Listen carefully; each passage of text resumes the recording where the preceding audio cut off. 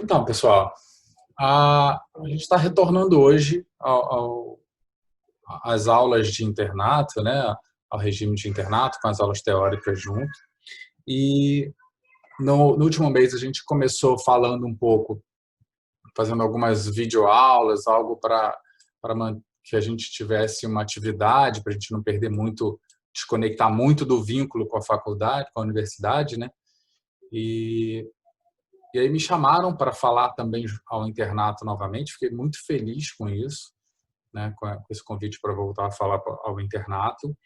É uma coisa que eu sempre gostei, porque é uma coisa é você dá aula na entrada do aluno, né, enquanto eles ainda não sabem muito bem ao que vieram, eles estão curtindo aquele glamour de ter passado para medicina, de estarem começando uma universidade, alguma coisa na sua carreira, mas ainda tudo muito pouco palpável, né? Quando a gente fala para o internato, a coisa mudou, né? A pegada é outra, porque vocês já estão na porta de saída, né? E aí o interesse, a responsabilidade aumenta, tanto minha quanto de vocês, né? E aí a gente tem uma pegada muito mais prática, muito mais voltada para a aplicabilidade. E aí, quando me chamaram para voltar a falar com vocês no internato, uma das coisas que eu de cara imaginei era em retomar as aulas que eu dava para o internato, né? Aulas essas que tinham como princípio trazer sempre a abordagem prática, sempre o que vocês podem usar, seja para a vida prática de vocês, quando fazendo uma especialidade cirúrgica, seja também para que vocês pudessem usar em concurso, pelo menos, né, nos concursos de residência, uma informação útil, atualizada, vocês pudessem fazer bom uso disso. Então, a ideia é a abordagem que eu vejo no internato, é uma abordagem para que o médico generalista consiga se situar dentro de um universo de você ter que lidar com o paciente cirúrgico eventualmente. Vocês não vão sair da faculdade e entrar para a cirurgia, pelo menos a maioria, né? Espero até que entre, mas assim, a maioria vai entrar e vai ter que atender pacientes em outras especialidades ou como clínico geral. Só que, eventualmente, esse paciente ele está num pós-operatório, por exemplo, ou num pré-operatório, e saber se situar em relação a esse paciente, como agir, o que é importante, o que não é. Às vezes, até para um parente nosso, né? Alguém que tá precisando dessa nossa assistência, que é uma opinião. Então, é para isso que a aula foi montada, sabe? Para que a gente pudesse bater esse papo e trocar essas informações de aplicabilidade mesmo do dia a dia. Então, assim, a primeira aula, quando eu montei essa aula lá, 5, 6 anos atrás, né, a primeira versão dela, eu montei essa aula me colocando no lugar do interno. Algo do tipo, tá bom, vou formar, vou ter que aprender a fazer prescrição para o meu paciente. O que é importante? O que eu tenho que saber? Qual é o pulo do gato? Então, eu montei uma aula em que a gente pudesse dar essa visão do que é uma prescrição médica. E é claro que, como eu estou dentro do programa de internato em cirurgia, que a gente puxe isso para o contexto da cirurgia geral. Mas não quer dizer que o que a gente vai discutir agora não tem aplicação em qualquer área, né? É claro que alguns medicamentos, algumas abordagens vão precisar de uma visão especializada, né? Uma voltada para aquele caso. Cada caso é um caso. Mas, no geral, a prescrição, o porquê usar, o porquê não usar, essa aulinha de hoje vai ajudar bastante. Na primeira vez que a gente fez isso lá no início do mês passado, tiveram poucos alunos, mas eu achei muito produtivo, principalmente pela interação, pela possibilidade de a gente estar trocando ideia, trocando informações ao longo da aula. Então, uma das coisas que eu quero deixar pedido já para vocês é de que, assim, por favor, não se acanhem em participar, em me dar o feedback de como vocês estão vendo a aula, de como o que for surgindo de dúvida, ou com respostas simples do que a gente está perguntando e propondo, porque é claro que dessa interação a aula fica mais rica, né? Porque isso, quando a gente vive o problema, a gente acaba tendo uma experiência diferente, uma aplicabilidade diferente. Eu quero já, deixa eu só me lembrar onde é que é o link para isso. Vou até deixar de compartilhar aqui um instantinho. eu quero enviar um arquivo para vocês. Deixa eu só me recordar aqui.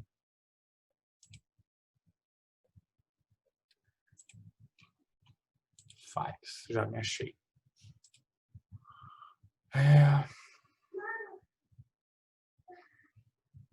Tem que estar no meu Google Drive. Então, só um minutinho que eu estou com ele na pasta aqui. A ideia é que a gente... Então, vamos fazer diferente. Eu vou começar a aula agora. Quando a gente fizer o primeiro intervalo, eu programei pelo menos 1 ou 2 pausas para a gente durante a aula. E quando eu fizer esse intervalo, eu mando o arquivo que eu quero mandar para vocês, tá? O arquivo é um arquivo que vai... Ué.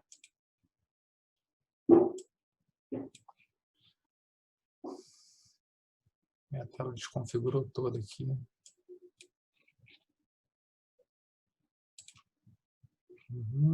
Voltou. O arquivo que eu quero colocar com vocês é esse arquivo aqui, onde eu tenho um modelo de prescrição lá do nosso hospital, né? E a proposta é que a gente faça o bom uso dessa prescrição. Mas daqui a pouco a gente vê isso. Não precisamos adiantar isso agora, não.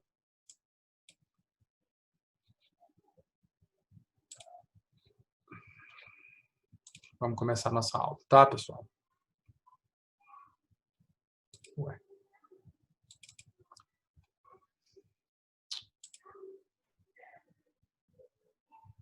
Me deem um feedback se vocês estão vendo a tela compartilhada, porque parece que está instável o Zoom, eu não sei. A tela está com os slides.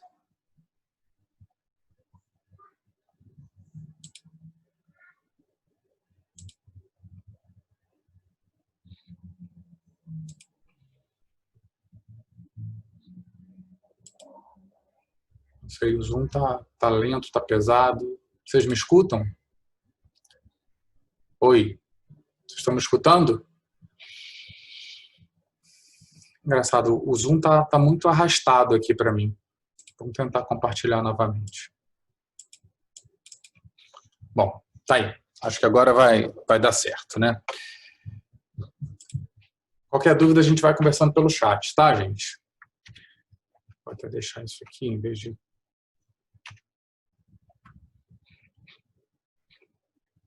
Bom, vamos lá.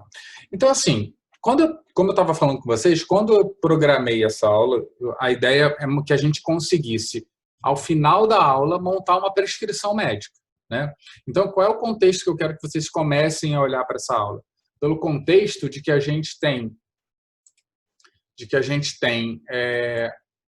tá no primeiro dia de plantão da vida, tá? E nesse primeiro dia de plantão da vida, você foi informado que tem uma enfermaria cirúrgica que o médico passou por lá e não prestou atenção e deixou um paciente sem prescrição, por exemplo, né? E aí pediram para que você fosse lá fazer a prescrição do paciente. E aí o contexto é, eu tenho um paciente que eu não conheço ainda, que eu tenho que prescrever, que está num pós-operatório. E aí, como é que a gente deve fazer, como é que a gente se vira, né? Então, o que a gente tem que contextualizar? A gente está anárquico. Bom, o que a gente tem que contextualizar, tá? A gente tem que contextualizar, então... Espera que passou lá para o meio da apresentação. Vamos que a gente vai conseguir. Então, o que a gente tem que contextualizar, gente? Quando a gente está pensando em prescrição do paciente, eu tenho que levar 3 considerações a fio, né? Eu tenho que saber, primeiro, prestar o melhor atendimento possível a esse paciente, né? Então, se eu normatizo a prescrição, por exemplo, eu estou fazendo isso. Quando eu falar com vocês de uma sequência para a prescrição, de normatização, o que eu estou querendo é melhorar o atendimento prestado, ou seja, que a minha prescrição seja mais eficiente. E se ela é mais eficiente, isso significa que eu reduzi custos. Então, quando a gente estiver prescrevendo, vocês vão ver que de vez em quando eu vou falar de custo, de que droga custa mais, custa menos, quando que eu devo levar isso em consideração. Mas é claro que sempre pensando no risco-benefício, né? Então, assim, também não adianta a gente usar uma droga barata que não funcione. A gente precisa, então, ter um foco no restabelecimento desse paciente, com o menor tempo possível, porque isso também implica em custos, com a recuperação mais plena possível, tá? Então, assim, essa aula de hoje, no início do mês, a gente fez a aula mais resumida, uma aula voltada para que coubesse em 1h30, 2 horas. Hoje, essa aula vai ser um pouco mais estendida. Eu quero que a gente comece a discutir um pouco mais os tópicos e que a gente consiga abordar isso de forma mais ampla possível. Então, hoje a gente vai falar um pedaço da prescrição e na próxima aula, que vai ser na semana que vem, na sexta-feira, a gente fala a segunda parte, tá? Vejam que na semana que vem não vai ser quinta, vai ser sexta-feira, tá bom? Então, assim, e como é que a gente começa a entender tudo isso? Primeiro, eu tenho que contextualizar o meu paciente. Ele está em pré-operatório, ele é um paciente que acabou de sair da cirurgia, né? E eu também tenho uma prescrição intraoperatória que é o anestesista que faz, a gente não vai abordar isso agora, ou ele está em pós-operatório. Qual é a ideia da aula de hoje? É a gente falar do que a gente vai fazer no pós-operatório. Então, assim,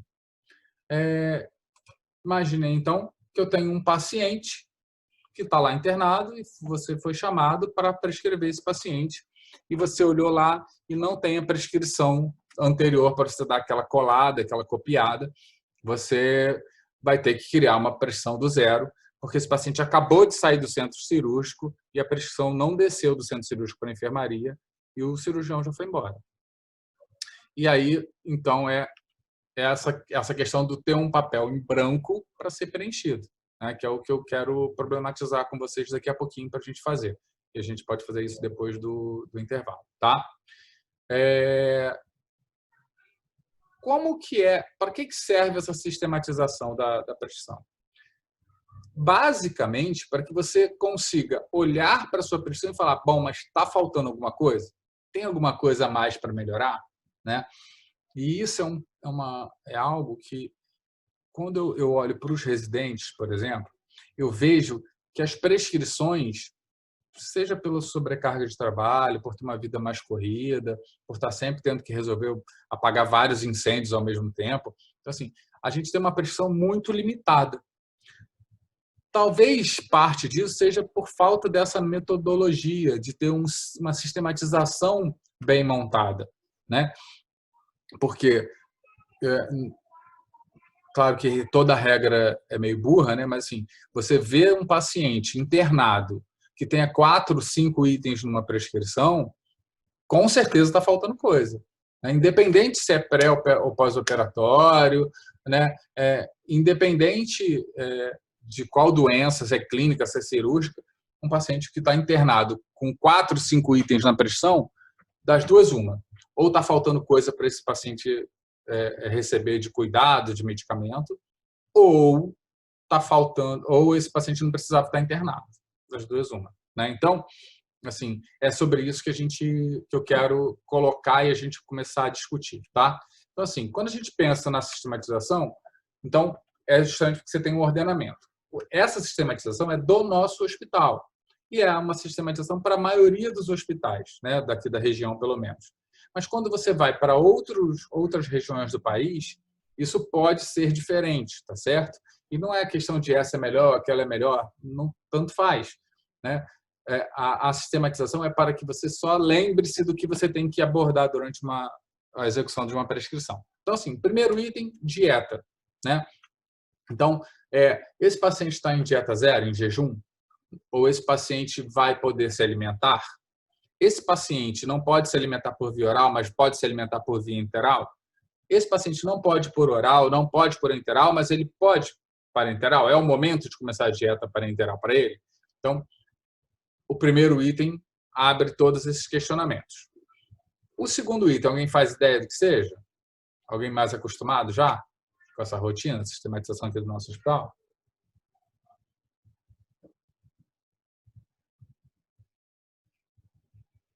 Coloquem para mim no chat lá. Vamos lá.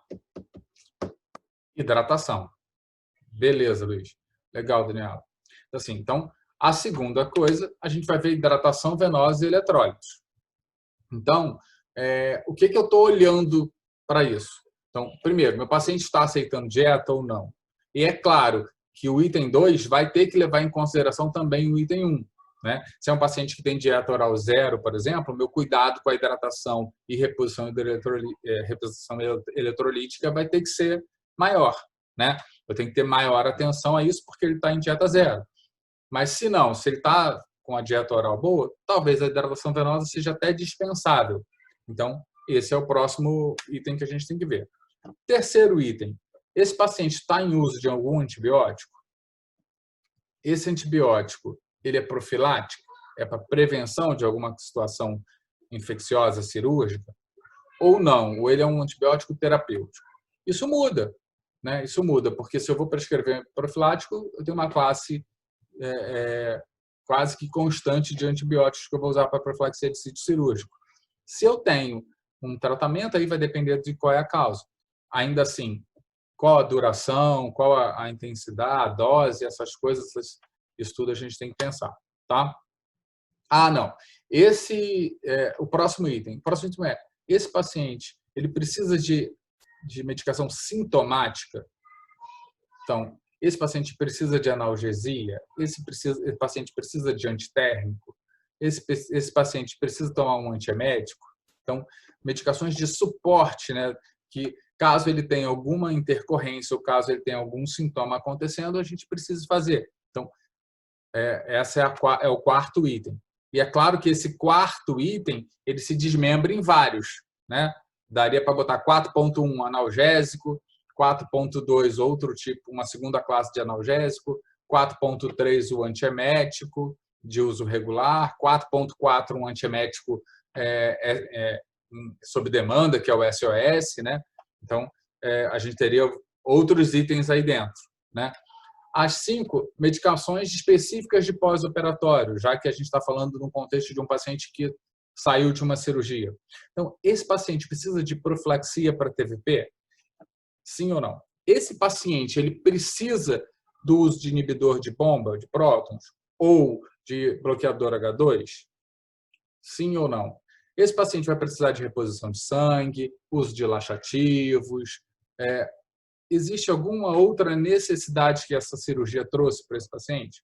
Isso é uma coisa que a gente tem que pensar. E aí eu também, lógico, tenho 5.1, 5.2, 5 ponto vários. Né? Depende de cada caso, tá certo? E a gente vai falar aqui de uma forma geral.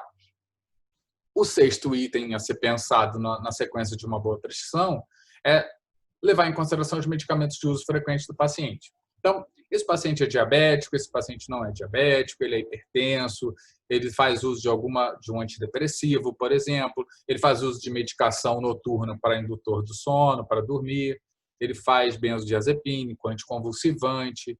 Então, assim, aí eu tenho que particularizar. Cada caso vai ser um caso, vai ter suas prescrições próprias.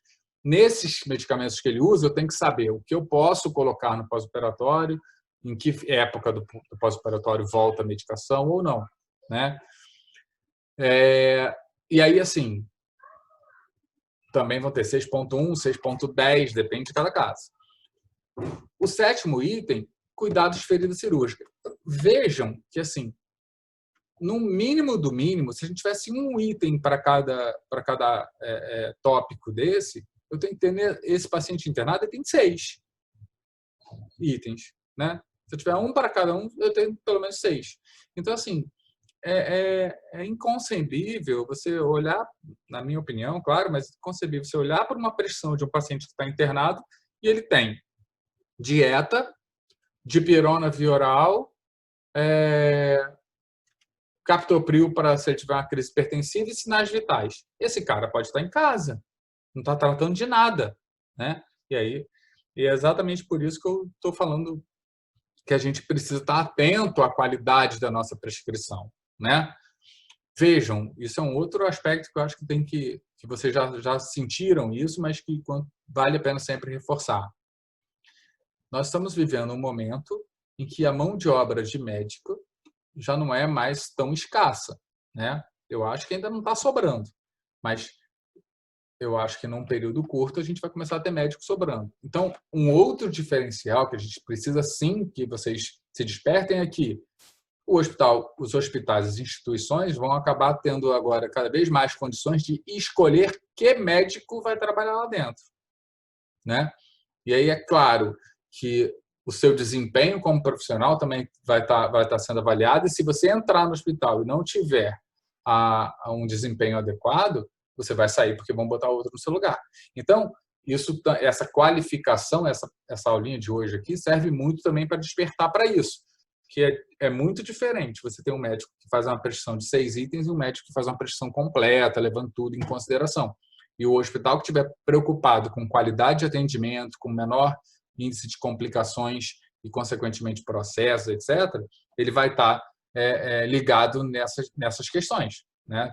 Como é o atendimento que esse meu médico que está trabalhando aqui está prestando, né? Agora a gente entra em cuidados de quem operou, né? Então, cuidados de ferida cirúrgica. Esse paciente precisa de troca de curativo ou não? Quando que está indicado fazer a troca? Esse paciente tem uma colostomia, por exemplo, eu preciso conferir o débito dessa colostomia, eu preciso trocar a bolsa com que frequência, qual o cuidado que precisa, e isso tudo, assim, vejam bem, esses itens daqui para baixo são itens que eu tenho visto também, quase que invariavelmente, o médico delegando à equipe de enfermagem. Então, como se fosse uma prescrição de enfermagem. E, na minha visão, é claro que a gente trabalha em equipe multiprofissional e tem que ser assim, mas eu acho que quando a gente abre mão de colocar na nossa prescrição os itens que vão aparecer daqui para baixo, eu estou abrindo mão de poder também cobrar que seja feito da forma adequada, porque aí você deixa pela livre interpretação do outro profissional se vai fazer ou se não vai fazer determinada ação que deveria.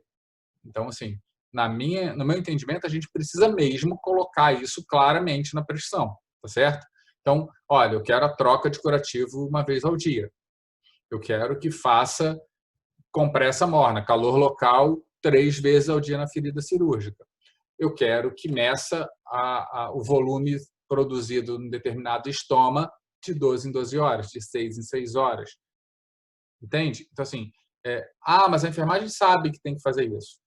Ela até deveria saber, mas eu ainda continuo achando que isso é uma prescrição médica, tá certo? Da mesma forma, cuidados com catéteres, com drenos, com sondas. Então, a sonda tem que ter um cuidado, por exemplo, na sonda enteral, de orientar que seja feita a limpeza dessa sonda após a alimentação, porque senão ela vai obstruir.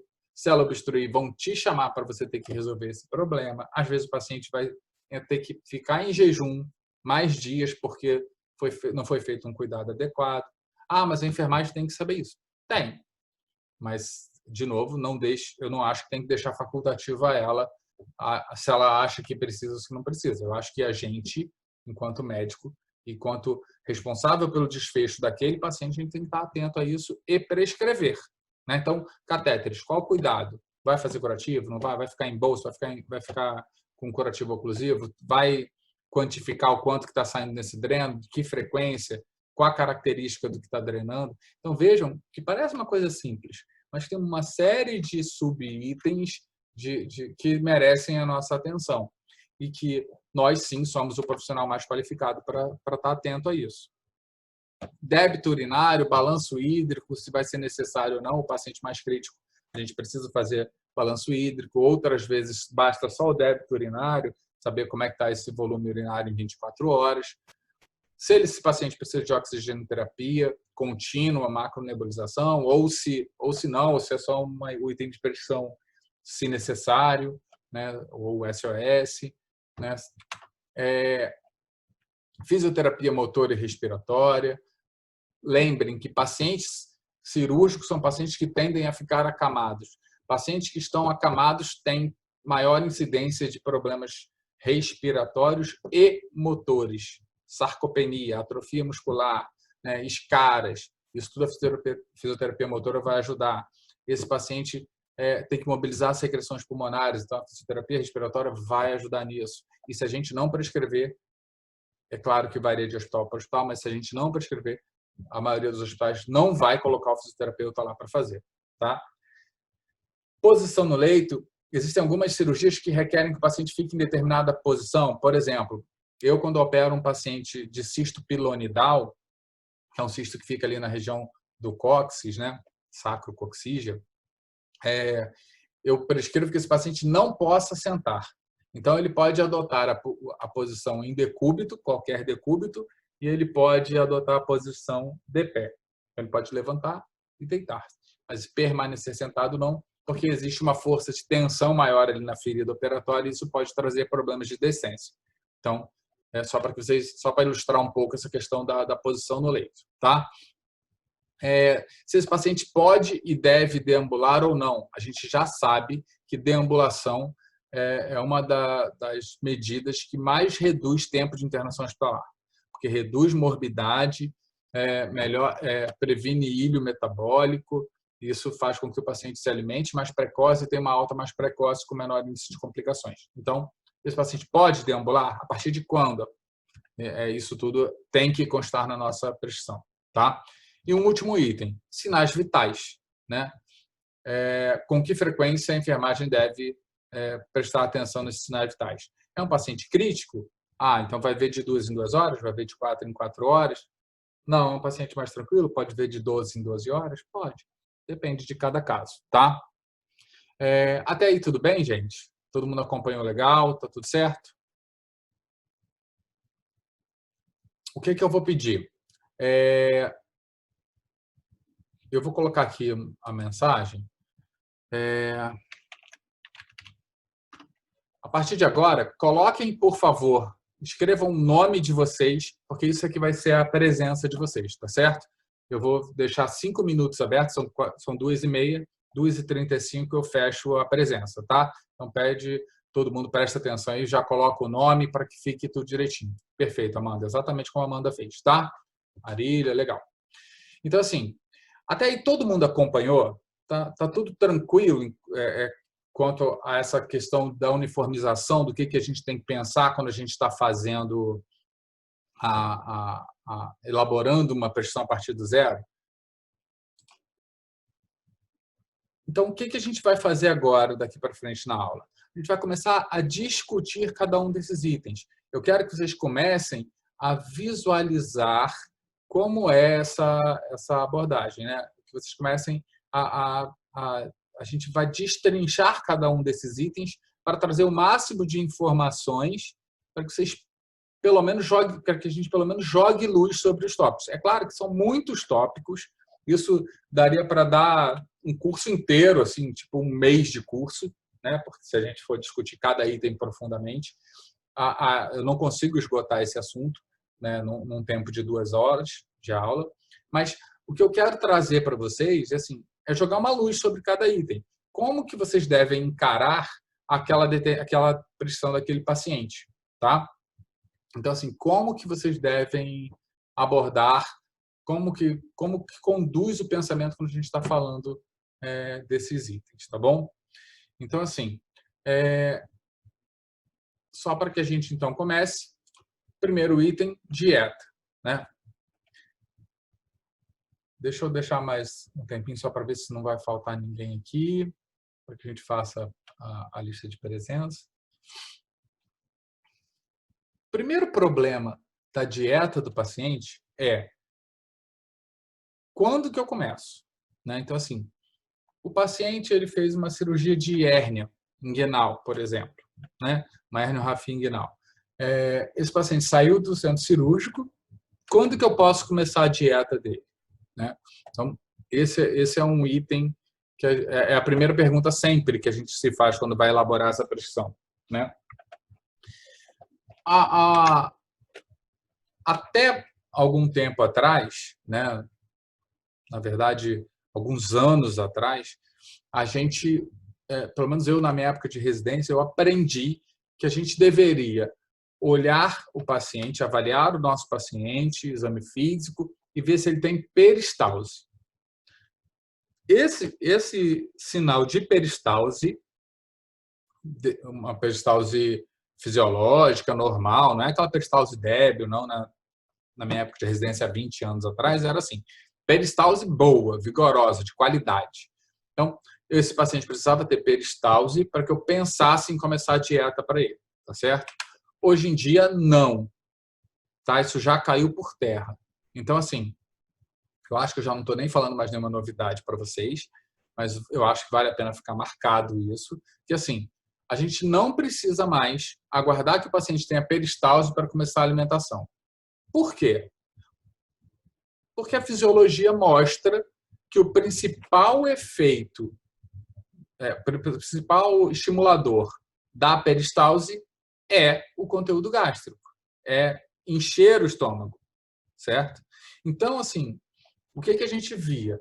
Que o paciente que estava em dieta zero, nós tínhamos uma incidência muito maior de ilho metabólico, ilho adinâmico, ilho pós-operatório, é tudo sinônimo, né?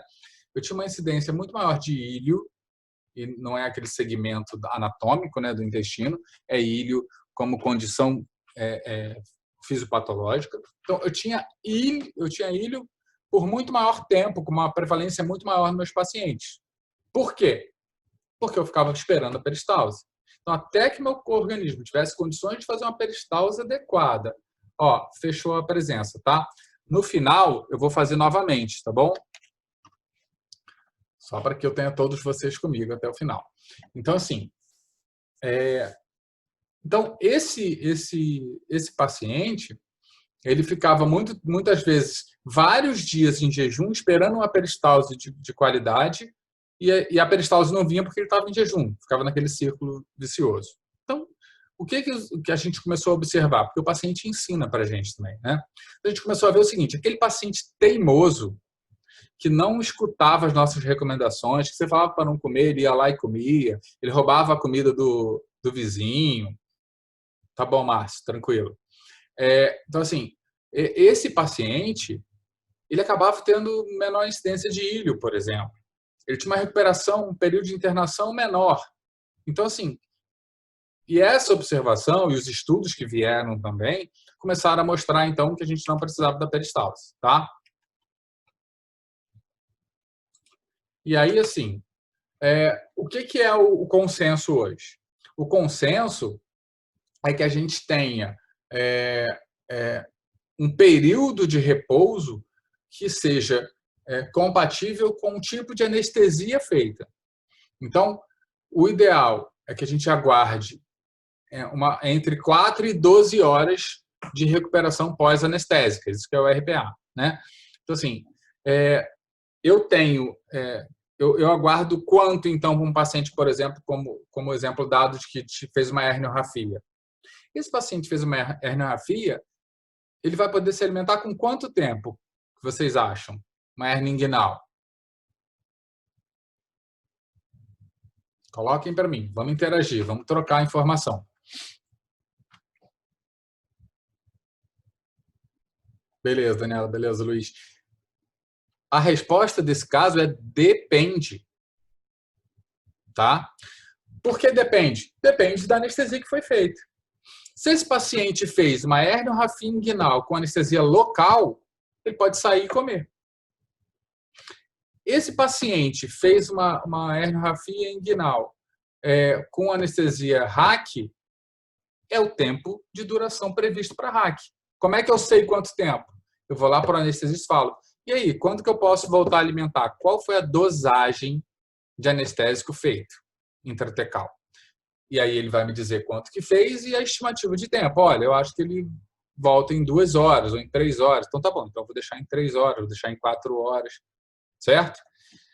O que eu quero que vocês coloquem na cabeça, e se você, em relação ao item dieta, vocês saírem com isso na cabeça, para mim já valeu a aula de hoje, é que quando a gente pensa em dieta, tem que ter uma ampulheta na cabeça contando o tempo, né? Porque a dieta o jejum tem que ser o menor tempo possível, tá? Eu tenho que deixar esse paciente sem se alimentar o menor tempo possível. Então, tem que ter esse tic-tac na cabeça de que o tempo está correndo, de que você precisa, de alguma maneira, conseguir nutrir esse paciente novamente, tá? Jejum não é benéfico para nada no pós-operatório, tá? Ah, mas tem jejum intermitente, as pessoas fazem, está na dieta, na moda, faz bem para caramba para a saúde. Eu até acho que faz, mas no paciente que está saudável. No paciente que está se recuperando de uma cirurgia, o jejum é extremamente deletério. Então, a gente não deve tolerar jejum. Quanto menor tempo, melhor. Ah, mas esse paciente que fez a herniorrafia é um paciente complexo, o anestesista não conseguiu fazer a RAC, teve que fazer uma anestesia geral, né? Uma anestesia venosa total. Quanto tempo? Não podem mais ser 4 horas. Por quê? Porque dependendo do que foi feito de anestésico, eu não vou ter condições de recobrar a fisiologia do trato gastrointestinal num tempo de 4 horas. Então, a resposta é sempre depende. Depende da anestesia, depende dos fatores intrínsecos do paciente. Ah, um paciente jovem, metabolizador rápido do anestésico, ele interrompeu a anestesia e ele acordou. Esse paciente vai poder se alimentar mais precocemente. Ah, não, aquele paciente que saiu da cirurgia grogue, sonolento, dificuldade de responder, demorou para estubar, os reflexos dele ainda não estão bons de proteção de via aérea. Esse paciente vai ter que esperar mais tempo, tá certo? Então, é individualizado, tá? E o que vai me fazer pensar ao individualizar cada caso da dieta? Tipo de anestesia, que é isso que a gente estava discutindo agora. Qual a cirurgia feita? Né? Porque imagine, não, esse paciente fez, digamos, uma gastrectomia. Esse paciente vai ficar mais tempo em jejum, porque eu tenho anastomose ali com o estômago, eu tenho uma linha de sutura que eu não quero que haja distensão gástrica e possa fazer um processo de submeter ao maior risco de fístula. Deixa eu ver, Gabriel perguntando. Então, Gabriel, é um pouquinho por aí, né? Tá perfeita a colocação. Então, assim, depende da cirurgia do trato gastrointestinal. Se eu fiz uma colecistectomia, não tem nenhum problema de, assim que acabar o efeito anestésico, eu começar a realimentá-la, né? Tirou a vesícula apenas, dá para realimentar. Não preciso esperar 12 horas para isso, né? Ah, eu tenho uma anastomose coloretal, né? Estou lendo seus pensamentos, Gabriel. Então, assim, eu tenho uma anastomose coloretal. Eu fiz uma retossigmoidectomia. Esse paciente ele pode se alimentar com 12 horas? Pode. Pode. Né? Não há restrição para isso. Por quê? Porque esse alimento que você está dando, ele vai chegar lá com 20 horas, 24 horas, no mínimo, para passar ali na anastomose. Isso já é tempo de ter uma boa recuperação ali, um início de cicatrização. Ah, não, mas essa anastomose não ficou boa, ficou tensa, o paciente é desnutrido. Olha que tem uma série de nuances que vão implicar nisso, tá? Agora, o que eu preciso que você, já que você falou da anastomose do intestino, por exemplo, o que eu preciso que vocês saibam? A dieta não é um fator de fístula intestinal. Não é se comer vai ter fístula. A dieta ela é só o que vai formar o material que vai ser fistulizado se a anastomose não ficou boa. Então, se eu tenho alguma condição que me deixa dúvida na qualidade dessa anastomose, pode ser que eu queira segurar um tempo maior. Porque aí eu quero que esse paciente leve um pouquinho mais de tempo para se alimentar, para ter trânsito intestinal, para que aquela anastomose tenha uma chance melhor de cicatrização. Tá? Agora, vejam bem, se eu der um copo de água com açúcar para esse paciente, ele está em jejum? Não, né? Então, já tirei do jejum, porque eu estou dando aporte calórico. Esse copo de água com açúcar, numa anastomose coloretal, ele vai chegar lá no reto? Não, também. Né? Então, assim, eu não preciso deixar o cara em jejum por causa de uma anastomose intestinal. O que eu preciso é ver a altura dessa anastomose, o que vai estar passando ali. Até porque, gente, a gente não pode ser tão prepotente de achar que se eu não der nada para ele comer, não vai passar nada no intestino. Porque eu tenho, ali naquele intestino, eu tenho bactérias, eu tenho gases, eu tenho secreções, né? Suco gástrico, saliva, suco biliar, pancreático. Então, assim, alguma coisa vai passar ali independente do jejum. Então, quando eu faço o jejum, o que eu estou fazendo nada mais é do que deixar o paciente numa condição pior de recuperação. Então, jejum hoje é sempre o menor tempo necessário. Muda quando eu estou falando de cirurgia do esôfago, do estômago. Esse paciente operou o estômago, eu vou deixar ele comer? Não necessariamente, mas, por exemplo, existem protocolos na cirurgia bariátrica em que o paciente sai da cirurgia, quando está bem acordado, algumas horas depois ele toma o primeiro copinho dele de destrose, né? de essa água com açúcar, entre aspas, por favor, tá? O primeiro aporte calórico. Esse aporte calórico quanto é? 50 ml. Ah, mas o estômago está costurado. Está. E ainda assim, ele recebe. O que ele não pode? É distender, né? Então, você não pode dar muito volume. Então, entendam que, mesmo em cirurgias maiores, há pouca restrição ao início precoce de dieta. E sim, se eu estiver pensando em tempo de internação hospitalar, reinício da dieta é um dos fatores determinantes para o tempo de permanência hospitalar. Se eu demorar muito para entrar com a dieta, esse paciente demora mais tempo internado. Tá? Então, eu tenho que particularizar cada caso, mas eu tenho que levar em consideração aquele tic-tac na cabeça de que o tempo está passando e ele está em jejum. Não deve ser tolerado o jejum para o paciente. Uma outra coisa que limita a dieta oral é nível de consciência. Ah, esse paciente está sedado. Como é que você vai dar alguma coisa para ele deglutir? Vai broncoaspirar. Então, assim, esse tipo de avaliação também tem que ser feita. Ah, não. Então, o paciente tem nível de consciência bom, ele fez uma cirurgia que precisou ficar de 12 horas, 24 horas em jejum, só que ele está distendido, ele começou a vomitar, ele está fazendo um quadro de ilho precoce. Esse ilho dele, adianta eu dar alimento para esse ilho? Até que saia algum estudo mais recente, o consenso é de que ainda não adianta. Então, tem que dar repouso alimentar para que esse conteúdo que está ali dentro do intestino, das próprias secreções gástricas e etc., eles comecem a ter um trânsito para frente, esse paciente melhora a distensão para depois você conseguir realimentar. Porque senão ele já está com ilho, ele já está sem peristalse, que é o quadro de ilho, é isso, né? Ele já está sem peristalse. Se você der volume ali, você pode ter um problema ao contrário. Agora, por que eu fiz a ressalva de que até que sai um consenso diferente tudo? É que já tem muita gente dizendo que sim, tem que alimentar, porque a hora que se enche o estômago, você dá mais um fator para que ele tenha peristalse, para que ele reverta o ilho dele. Tá? Mas isso eu acho que é bastante controverso, aí tem que ser de caso a caso, porque tem que ser num paciente jovem, um paciente muito idoso, você faz isso, ele broncoaspira. Encheu o estômago, ele vai vomitar e vai broncoaspirar. Então, tem que ter muito cuidado com isso, não dá para fazer. Na minha opinião, ainda não tem nada que me convenceu de que seja seguro fazer alimentação mesmo durante um quadro de ilho. Tá? Mas, então, assim, basicamente...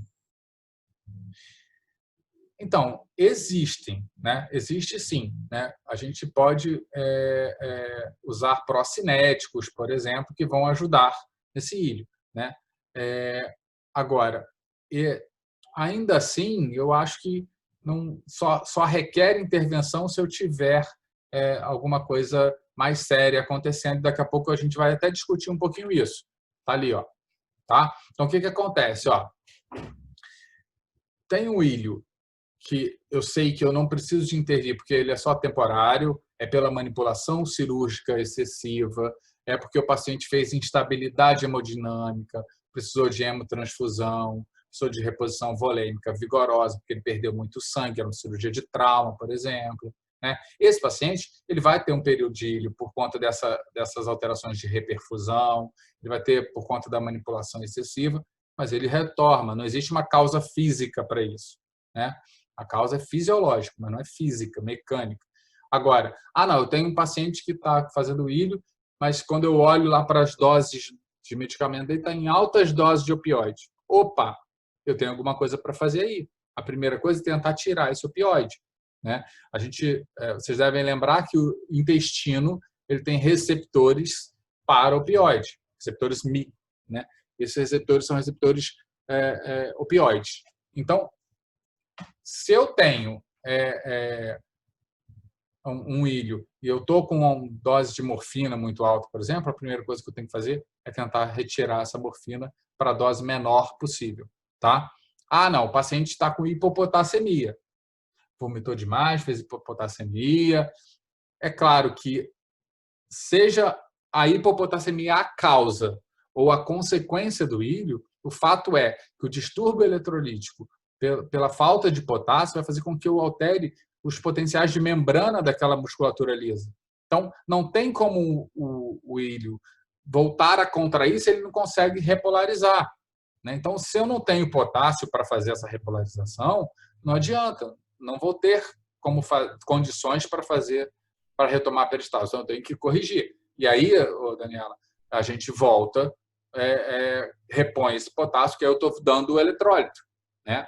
O cálcio também entra um pouco nisso, é que cálcio é um eletrólito que a gente vê pouca alteração em relação aos distúrbios do cálcio.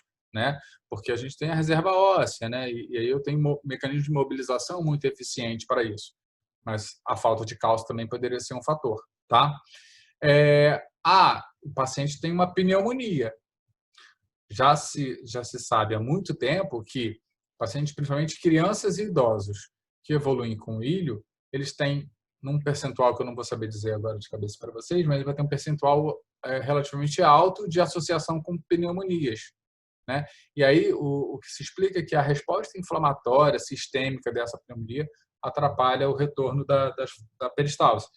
Então, se eu tenho que pesquisar como é que está a escuta desse paciente, se ele tem sintomas, se não tem, se eu preciso intervir e tratar a pneumonia, porque às vezes basta só tratar. Bem?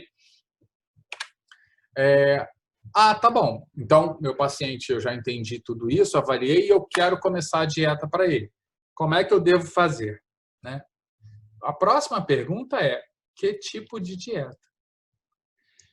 Porque imaginem, eu tenho um paciente que fez uma cirurgia de Whipple, por exemplo. O que é a cirurgia de Whipple? É uma duodeno-pancreatectomia total. Ele tirou o duodeno e o pâncreas. Ok. Fez um monte de anastomose. Esse paciente ele pode comer por via oral? A princípio, não. A princípio, você acaba segurando um pouco mais isso. Mas o que a gente faz como técnica cirúrgica? A gente passa uma sonda enteral e deixa ela posicionada além das anastomoses, porque aí eu consigo alimentá-lo. Então, esse paciente pode oral? Não, não pode. Mas ele pode enteral? Pode. Ótimo, então a gente vai começar enteral. Não, ele não pode enteral também não por alguma condição, ou porque não passaram a sonda, ou porque ele arrancou a sonda. Esse paciente, ele pode fazer parenteral? Ele precisa fazer a parenteral? Uma coisa é pode, outra coisa é precisa, né? E aí a gente vai avaliar agora o que a gente vai fazer em cada uma. Quando eu falo em dieta oral, começando do mais simples, qual é o próximo passo? Ele pode fazer oral? Pode. Tá bom. Que tipo de dieta? Eu vou fazer líquida, de prova, ou líquida restrita, eu vou fazer líquida completa, eu vou fazer pastosa, eu vou fazer dieta branda, vou fazer dieta livre. Como que eu escolho isso? Né? Como que eu vou me posicionar em relação a que tipo de dieta eu começo? O que vocês acham?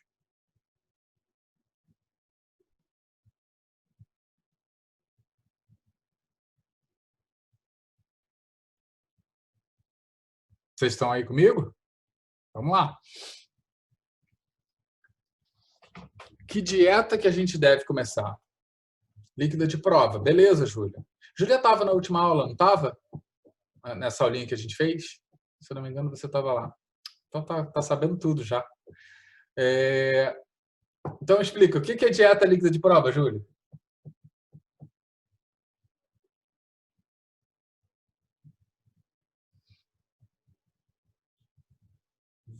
Vou responder, tá? Um teste de aceitação. Beleza, Amanda. Amanda também estava? Não sei se você estava só na segunda. Não sei, de cabeça. Tava, né? Eles estão todas craques. Beleza, parabéns. Que bom. Que bom ter vocês aqui de novo. Então, assim, dieta líquida de prova ou líquida restrita é um outro jargão que é também às vezes utilizado, tá? Mas dieta líquida de prova, como o nome sugere, você vai dar uma prova, um teste. certo? Então, o que que eu vou fazer? O que que a gente faz? A gente pega água, e essa água tem hospital que a água tem já glicose, tem hospital que tem alguns trabalhos que eu vi falando de uso com alguns aminoácidos, glutamina, por exemplo, né? Independente do que seja, é um líquido em que o que eu estou testando é se esse trânsito tem passagem, se tem aceitação. Então, assim, por isso que é uma dieta líquida de prova. Então, qual é o objetivo da dieta líquida de prova? É ver se, quando ele deglute, o líquido chega ao estômago, o estômago tolera esse líquido dentro dele e segue para frente. É um líquido que não precisa de digestão. Existe uma lógica para a gente migrar o tipo de dieta de um paciente, né? E é isso que eu quero mostrar para vocês. Então, assim, depende do tipo de... cada etapa vai testar um tipo de uma função. Então, a líquida de prova é um teste de deglutição, de aceitação. Ele consegue deglutir, esse líquido chega no estômago, permanece no estômago e passa adiante? Ok, então está pérvio. É isso que a dieta líquida de prova viu, tá? Da mesma forma, líquida restrita. A diferença é só o momento do uso. Líquida de prova é uma dieta líquida que não precisa de digestão nenhuma, nenhum processo digestivo, não precisa ter nenhuma enzima funcionando, tá certo? Para que haja absorção. Então, e essa dieta líquida de prova, ela é limitada a 200 ml. Então, é um copinho de 200 ml e o paciente bebe. Ela pode até ser fracionada, dependendo de cada caso. Por exemplo, na bariátrica, a gente fraciona para 50 ml. Tá? Mas, então, essa é a dieta líquida de prova. O que a gente vê? E isso é quase todo hospital que eu trabalhei assim. O cara passa de manhã, faz a prescrição dieta líquida de prova. E o paciente fica o dia inteiro com dieta líquida de prova. Ou seja, recebendo uma água, ou um chá, ou uma água de coco, algo que não vá exigir da digestão dele o dia inteiro. Tem aporte calórico aí? Muito baixo. É suficiente? Não, não é suficiente. Então, o ideal é que a gente use a dieta líquida de prova como uma prova. Tomou o copinho de 200 ml, 2 horas depois, não vomitou, não distendeu, não se sentiu mal, aceitou bem. A próxima refeição que vem, então de manhã eu tomo isso, na hora do almoço vem dieta líquida completa. Eu já explico já.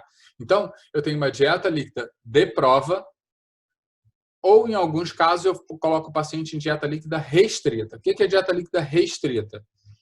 É a mesma coisa que tem na líquida de prova, ou seja, eu tenho nutrientes ali que não exigem digestão e eu estou restringindo o trato gastrointestinal, normalmente quando eu estou fazendo um preparo intestinal, por exemplo, para uma cirurgia.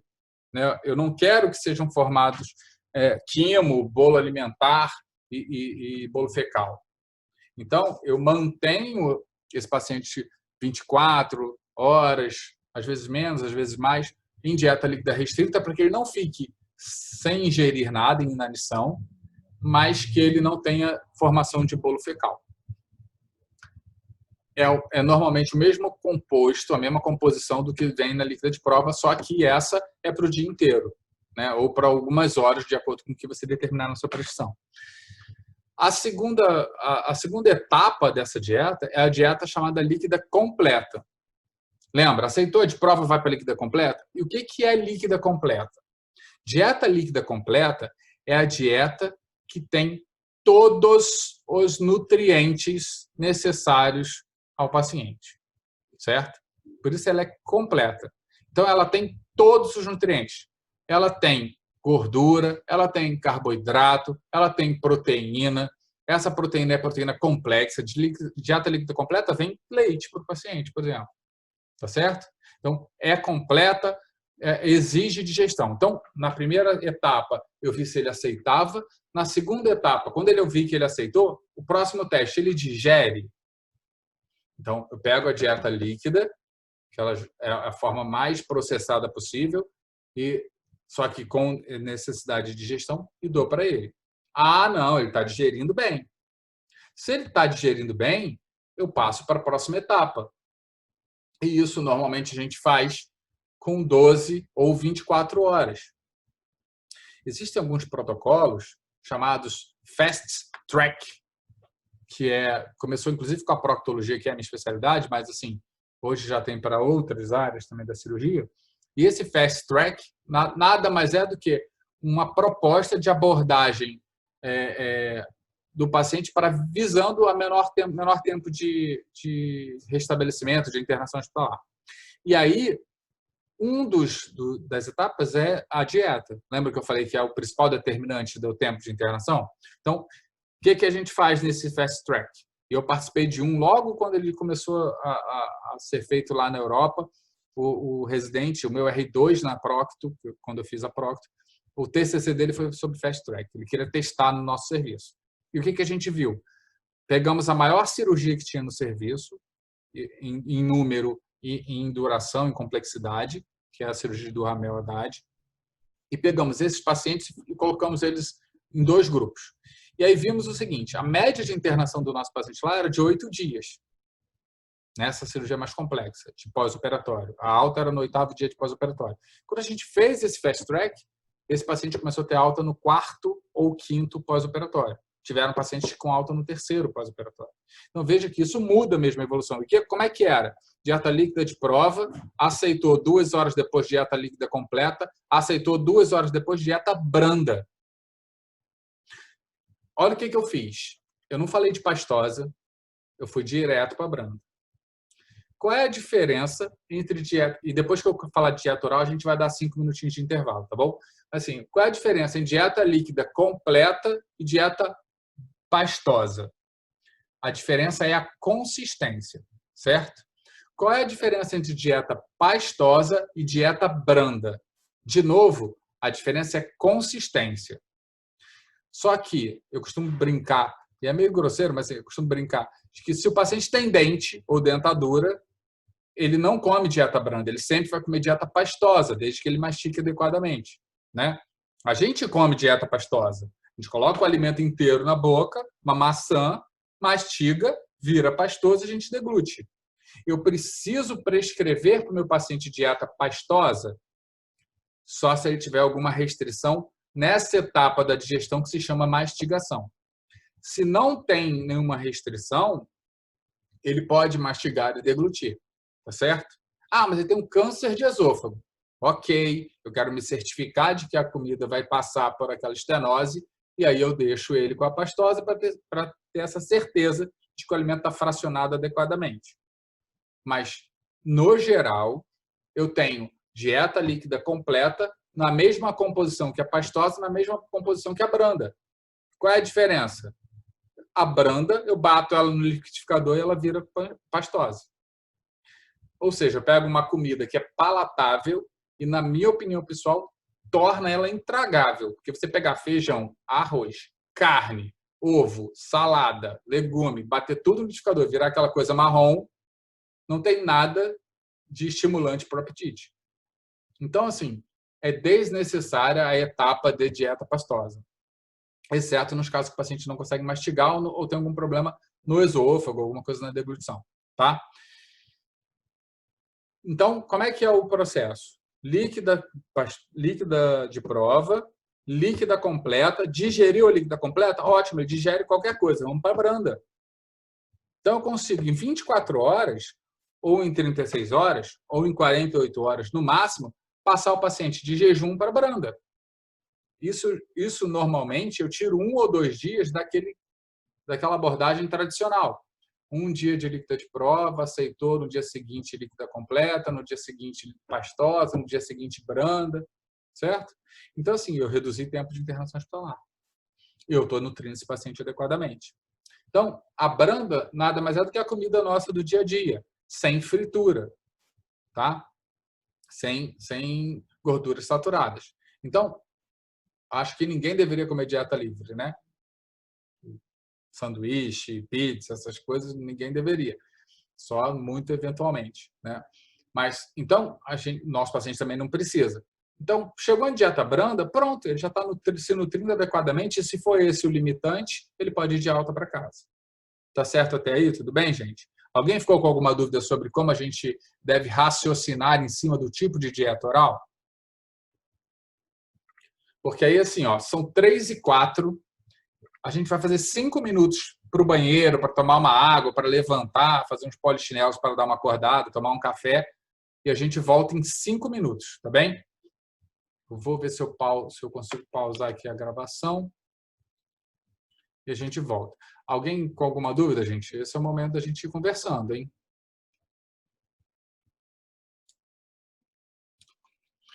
Deixa eu dar um... Voltando então agora, vou reabrir a gravação. Vamos continuar com a nossa aula. A ideia hoje, então, é que a gente discuta... Cadê minha aula, meu Deus?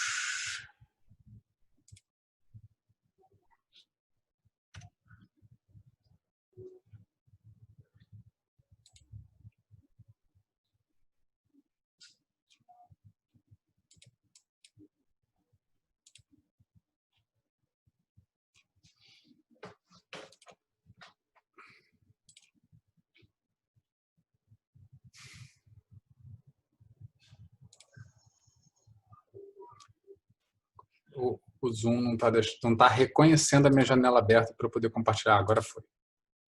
Só levou um tempinho. Então, vamos lá. E voltou do início a pressão também, né? Tudo bem. A gente passa e chega lá onde a gente estava.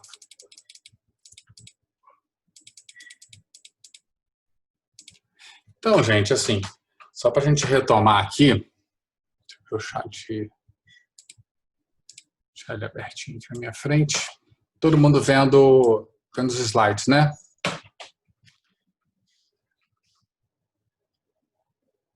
Eu deixei aqui com vocês, então, coloquei um link aí, compartilhando do meu OneDrive, o arquivo que eu quero que vocês baixem, tá?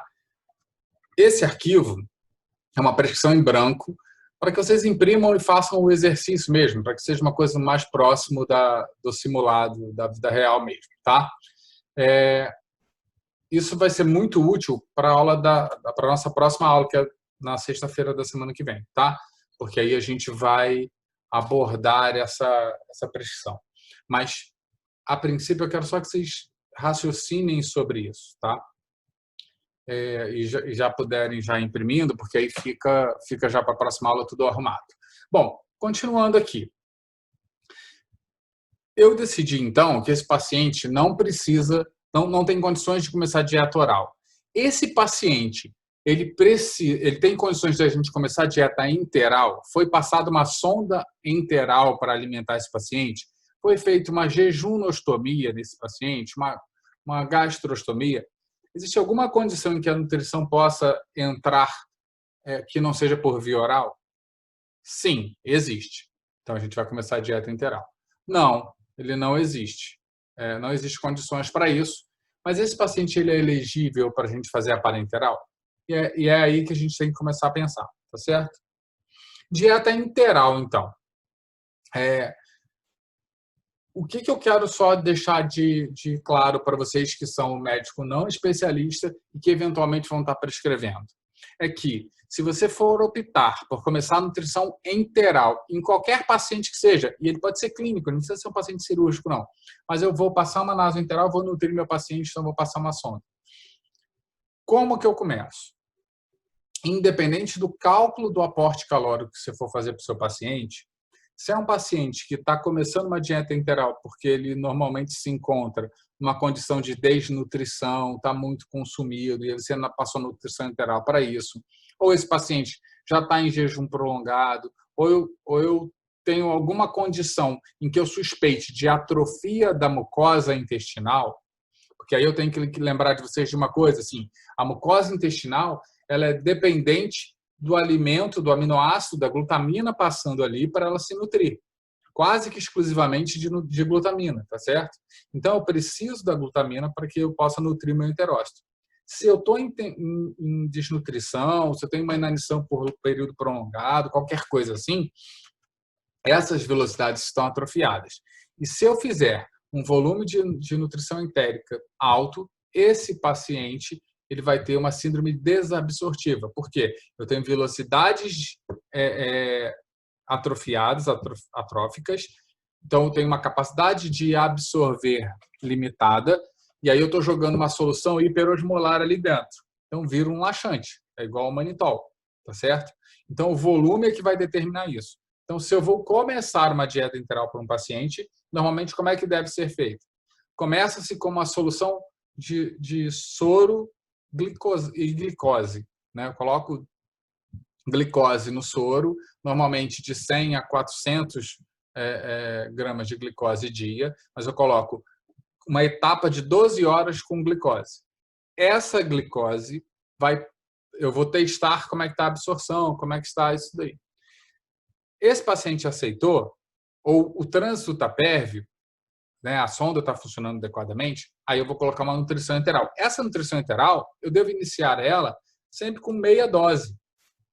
Normalmente, até 30 ml hora da dieta integral. Tá?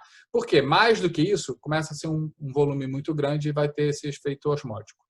Eu faço 30 ml hora porque eu tenho tempo de oferecer nutrientes ao enterócito e ele se recuperar.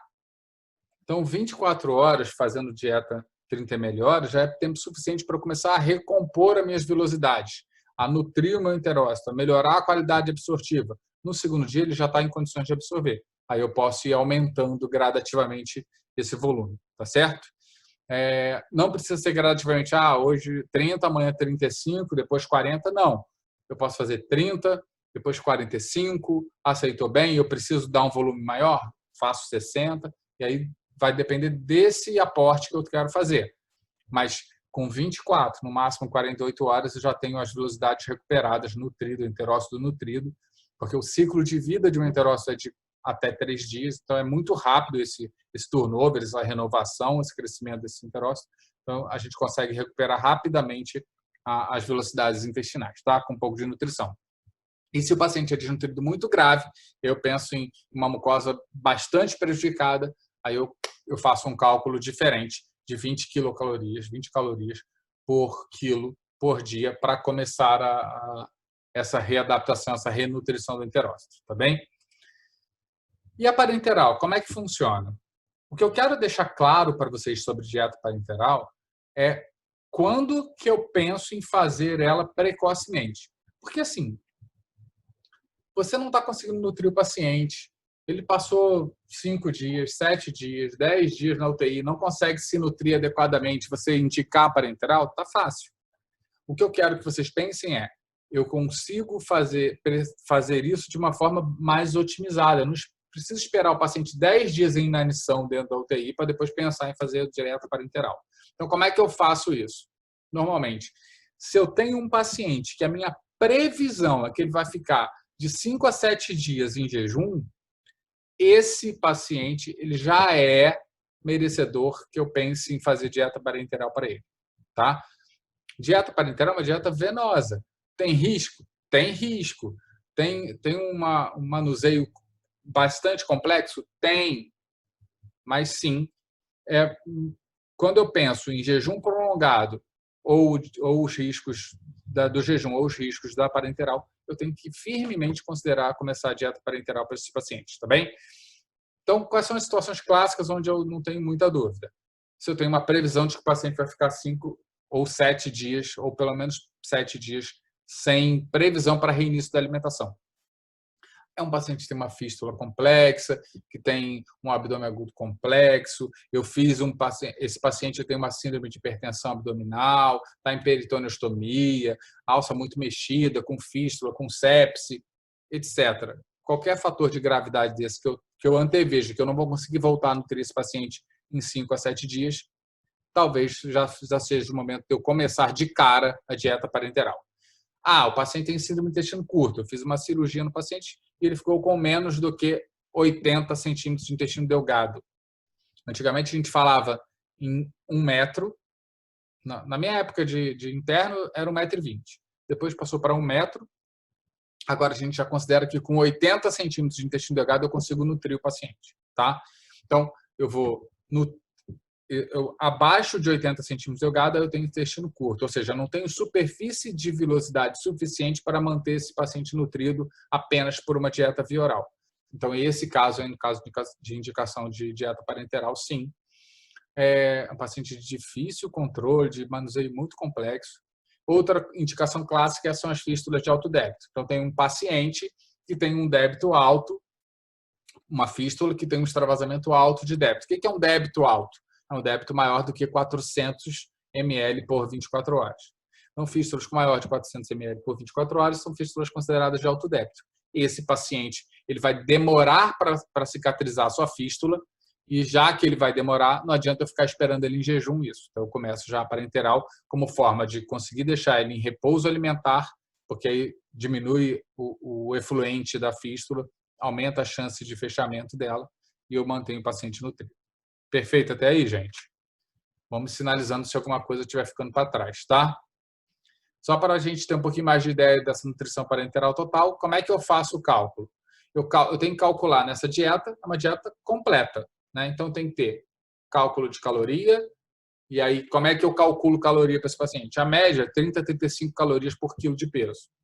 Só que peso ideal. Eu vejo esse erro com certa frequência, até nutricionista fazendo erro de cálculo assim. O paciente tem 2 metros de altura. O peso dele antes de ter acontecido a catástrofe que levou ele a precisar de uma NPT era um peso de 120 quilos. Tá? Esse paciente com 120 quilos, agora ele pesa 55 quilos. Quando eu vou calcular a nutrição parenteral dele, eu não vou calcular em cima de 55. Eu não vou fazer 30 vezes 55. Eu vou calcular o aporte calórico para o peso desejado dele. Então, qual é o peso ideal desse cara? Ele precisa ter 90 quilos. Tá? Estou chutando um valor, tá certo? Então, eu faço o cálculo de caloria em cima de 90 quilos, porque senão ele nunca vai chegar a 90 quilos. Né? É óbvio, é lógico, mas às vezes a gente pega esses cálculos em cima do peso que o paciente já tem. O peso de desnutrido, você calculando reposição calórica para desnutrido, para manter ele desnutrido, certo?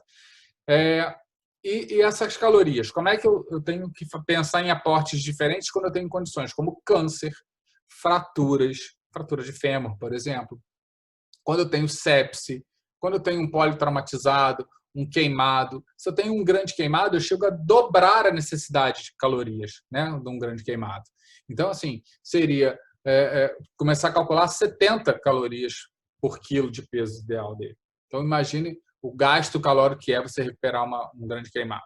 Então, eu tenho que lembrar dessas condições justamente para poder pensar nessa reposição. E como é que eu distribuo essas calorias? Normalmente, eu faço um cálculo de glicose de 5 gramas quilo dia. Tá? Só que eu me mantenho a um máximo de 300 gramas por dia. Por quê? Porque senão eu vou fazer hiperglicemia, vou demandar uma hiperinsulinemia, e isso, em curto prazo, vai fazer resistência insulínica, modulação de resposta inflamatória sistêmica, e isso acaba fazendo um desfecho pior. E por que 350 gramas? Já que isso é um cálculo para o que fosse um paciente de 70 quilos. Né? Por que 350 gramas? Porque a gente viu que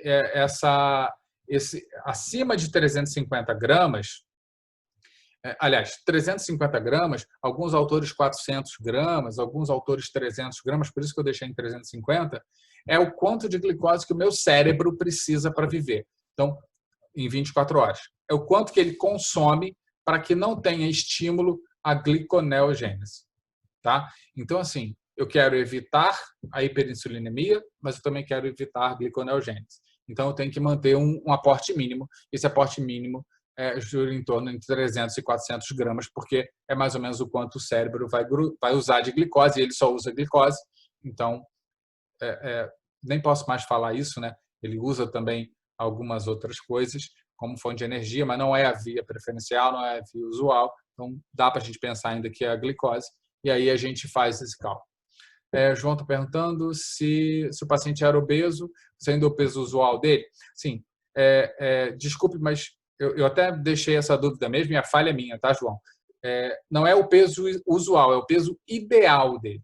Né? Então, um paciente, para ter um IMC dentro do normal, ele vai ter que ter uma faixa entre X e X de peso e eu calculo alguma coisa dentro desse peso, tá bem? Ficou claro, João? Eu acho que isso foi uma falha de comunicação mesmo. Ficou meio no alto, no em suspenso isso, e foi bom você ter perguntado, tá? Então, eu calculo glicose, isso, 350 gramas, e agora eu preciso dar o resto das calorias, né? Como é que eu faço o restante das calorias? Vou fazer proteínas, normalmente de 1 a 2 gramas. Isso não tem um consenso, os livros de texto normalmente falam disso. Existem trabalhos que falam em até 5 gramas por quilo por dia, mas é claro que não é a regra, é claro que é a exceção, com um controle específico, em grupo de pacientes específicos. Então, assim, qual é o usual e seguro? 1 a 2 gramas quilo dia de proteína, desde que a função renal esteja legal, e eu faço o cálculo também de lipídios, 1 a 1,5 grama por dia, tá certo? E aí o meu aporte calórico está montado, tá certo? Na nutrição parenteral, hoje em dia, já existem soluções prontas de nutrição parenteral. Então, cada firma padronizou um grupo de normalmente 8, 10 tipos de dieta diferente, que já tem uma padronização ali, e você escolhe de acordo com o padrão calórico que você quer dar, e também com as patologias do paciente. Então, eu tenho dieta específica para o nefropata, eu tenho dietas para o cardiopata, eu tenho dieta específica para nutrição, para ganho de peso, essas coisas, tá? E aí já vem tudo montado. Aí, normalmente, como é que fica bem mais fácil? Como é que eu tenho que pensar? Qual a caloria que eu quero dar para ele? E aí eu tenho dietas em faixas de 1.000 calorias até 3.000, 4.000 calorias dia por bolsa. E aí eu escolho quantas bolsas e qual tipo que vai ser, tá? Se minha fonte também vai ser mais à base de proteína, se vai ser mais à base de lipídio, e aí cada caso é um caso, tá? O que é importante quando eu estou falando de nutrição parenteral? O que é importante é que eu tenho que lembrar que esse paciente ele precisa de controle, ele precisa de um acompanhamento rigoroso, tá certo? Então, é o paciente que normalmente está lá na UTI. Por quê? Porque eu vou ter que ter controle glicêmico horário, no máximo de 4 em 4 horas, porque é muito frequente, pela velocidade de infusão da nutrição parenteral, ele fazer hiperglicemia e hiperinsulinemia. Esse paciente ele já faz hiperinsulinemia como regra, então você tem que ter um cuidado para que ele não faça hipoglicemia. Eu tenho que ter um controle de eletrólitos, é claro, eu estou infundindo junto desses nutrientes eletrólitos também. Então, tem que acompanhar pelo risco de hiperpotassemia, de hipopotassemia. Eu reponho cálcio, eu reponho sódio, então tudo isso precisa de controle, tá? Pelo uso, eu também, normalmente esse paciente ele pode desenvolver distúrbios de coagulação e de pH, né, do equilíbrio ácido básico. Então, eu tenho que ter um controle bastante rigoroso sobre esses aspectos, porque é aí onde moram as complicações possíveis desse paciente que está em NPT, tá? Além de um controle infeccioso, porque também pela contaminação, pela exposição a bactérias, a gente está falando de nutrientes, né? Então, é meio de cultura para bactérias, tem que ter um controle, um manuseio muito rigoroso da NPT, tá certo? Normalmente a gente até deve destacar uma equipe treinada para isso, tá bom? O último item que eu quero discutir com vocês hoje, e aí eu vou aproveitar agora para abrir novamente a presença, tá? Quero que vocês coloquem de novo os nomes, só para a gente deixar tudo arrumadinho, mas o que é o último item de hoje? A gente vai falar de hidratação venosa, tá? Hidratação venosa parece uma coisa básica, né? Simples. Vai fazer um soro, não é isso? Não é isso que a gente vê no dia a dia? Faz um sorinho aí para o paciente, né? Fica íntimo até, chama até de sorinho. Então, assim, como é que deve ser feita essa hidratação? O que eu tenho que pensar quando eu estou pensando em hidratação? Primeiro, que tipo de hidratação? Né? Então, eu vou fazer essa hidratação como uma hidratação de manutenção ou uma hidratação de reposição. Então, esse é o primeiro item. Esse paciente, eu estou fazendo uma hidratação para que ele não desidrate ou esse paciente está desidratado e eu preciso repor o que ele perdeu. Tá? Então, observem que esse é o primeiro quesito. O segundo quesito é como é que está o estado de hidratação ou volemia desse paciente. É um paciente que está euvolêmico, ele está hipovolêmico, ele tem hipervolemia, porque o balanço hídrico dele ficou muito positivo. Então, eu tenho que avaliar esse paciente, e é beira do leito, não tem outro jeito. Né? Eu tenho que avaliar esse paciente e ver como é que está o estado geral dele. Tá certo? A partir disso daí, eu vou definir como eu vou hidratar esse paciente. Tá?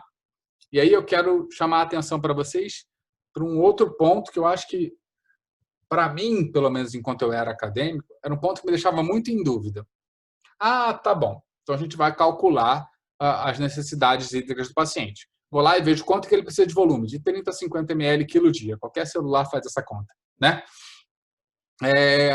Eu vou fazer glicose, eu vou fazer sódio, vou fazer potássio. Quanto que é que eu faço? 30, 40 quilos dia, calorias por quilo dia. No sódio, 1 mEq por quilo dia. No potássio também 1 mEq quilo dia, para simplificar. Beleza. Qualquer celular faz essa continha de boa. Mas eu vou repor essa necessidade hídrica. Eu vou repor com que tipo de soro? Porque eu tenho soro glicosado, soro fisiológico, Ringer simples, Ringer lactato, solução glicofisiológica. E aí? Como que eu escolho? Alguém consegue me dizer? O que vocês escolheriam para fazer a prescrição lá, aquele arquivo lá que eu mandei para vocês? Alguém se arrisca?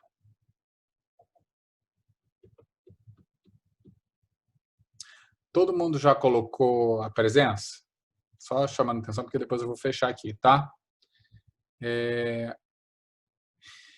Então, assim, como é que a gente faz isso? Como é que eu escolho? Então, o que eu quero que vocês pensem? Como é que eu organizo o pensamento sobre que tipo de cristalóide a gente vai fazer? Tá?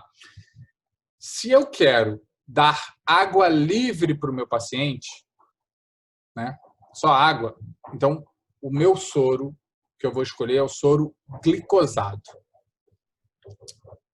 Ah, mas tem glicose, não é água livre.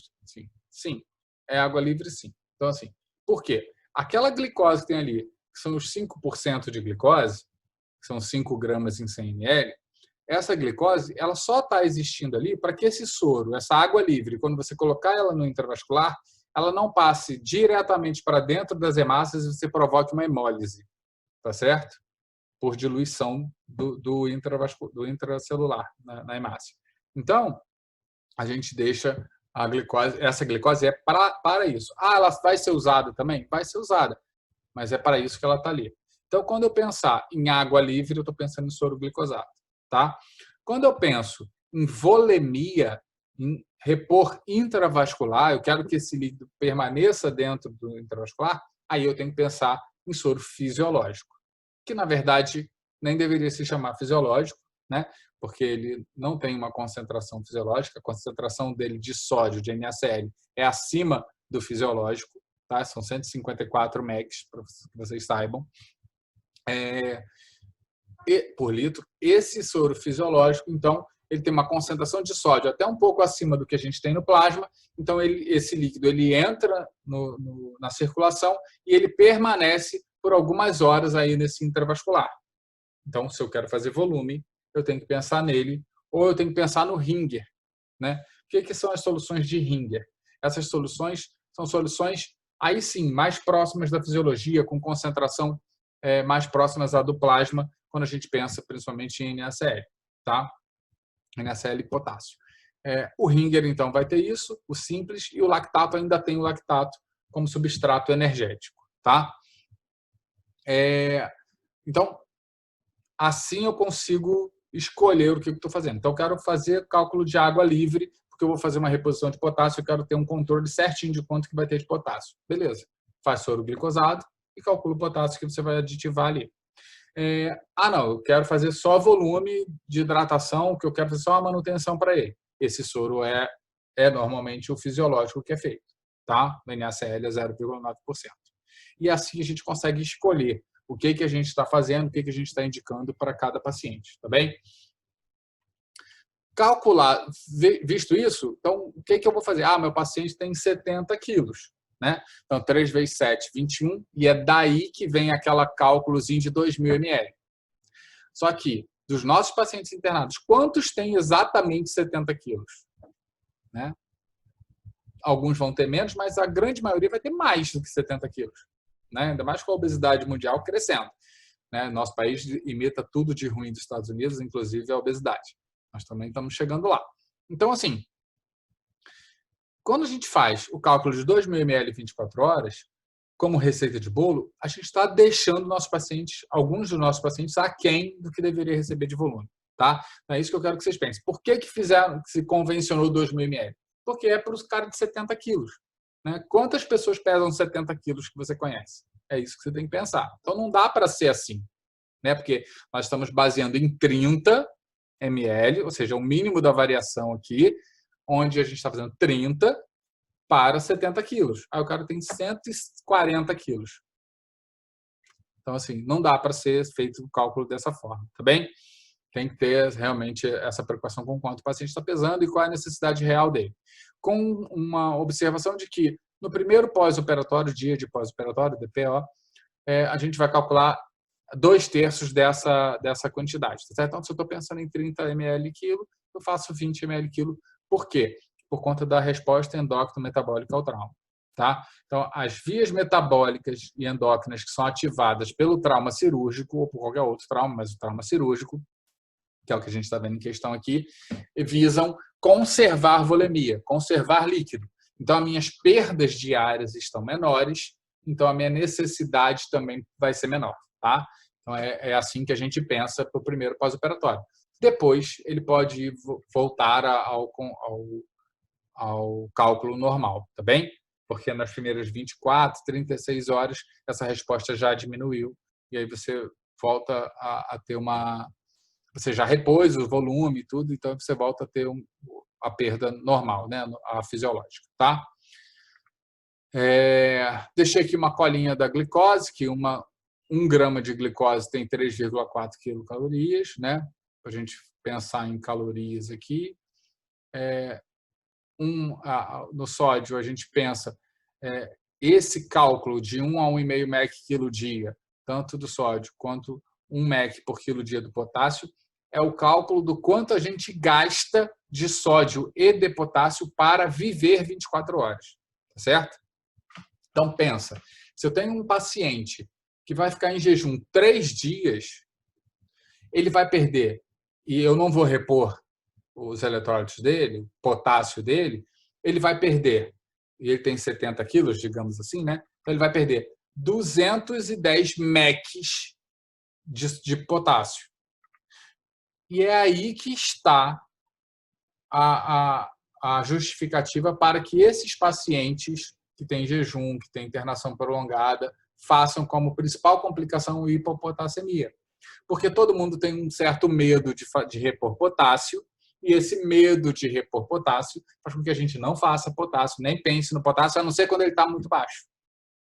E aí, esses pacientes de internação, eu vi um estudo uma vez que falava que o paciente que está mais do que 5 litros, 5 dias internados, né, a chance dele ter um distúrbio eletrolítico é de 80%.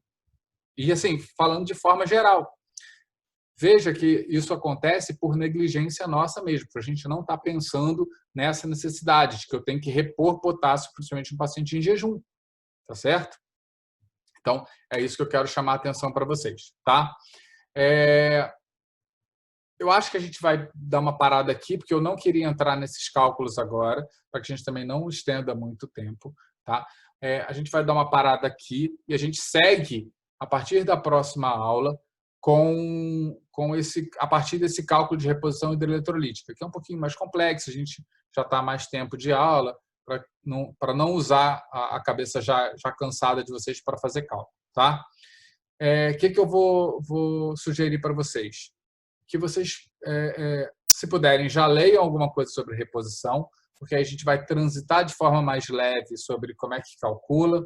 É claro que existem várias formas da gente calcular para repor sódio, para repor potássio, mas eu quero ensinar para vocês a minha forma, como eu raciocino para fazer essa reposição, e aí a gente volta a conversar na semana que vem. Até agora, alguma dúvida? Alguma opinião, alguma sugestão para a gente prosseguir a partir daqui? O que vocês estão achando? É a hora da gente trocar, da gente ter feedback, né?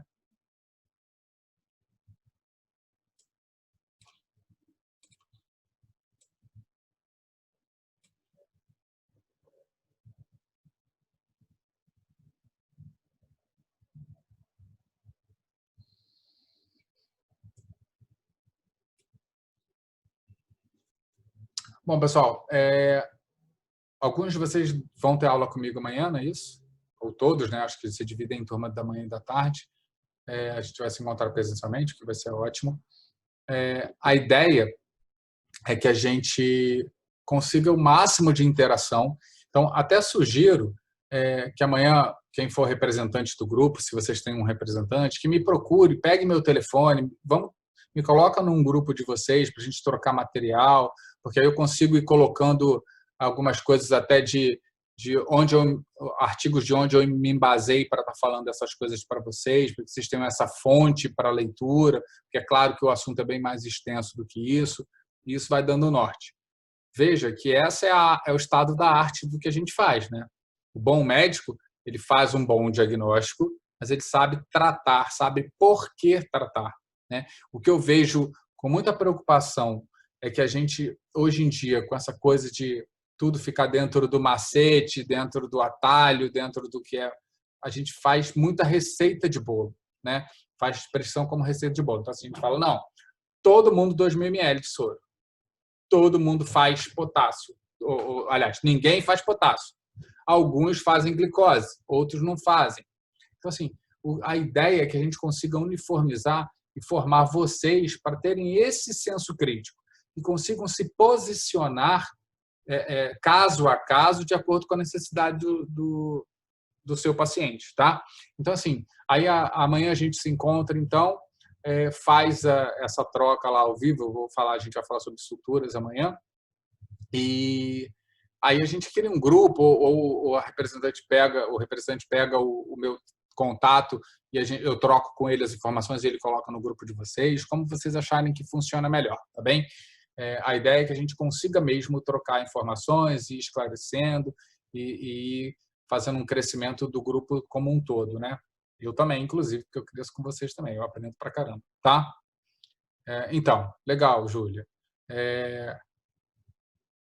Então, acho que a gente pode fazer por aí também, se vocês preferirem, tá?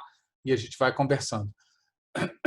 Eu preferia, talvez fosse legal ter esse grupo fechado num outro grupo para a gente poder trocar de acordo com o que eu estou apresentando para vocês, né? Porque senão os outros alunos vão ter acesso à informação que assim, não vão entender muito bem o porquê, o contexto, né? Então talvez não funcione tão bem. Fosse melhor a gente fazer alguma coisa mais junto, né? Gente, satisfação em revê-los. Obrigado por terem ficado aqui até agora.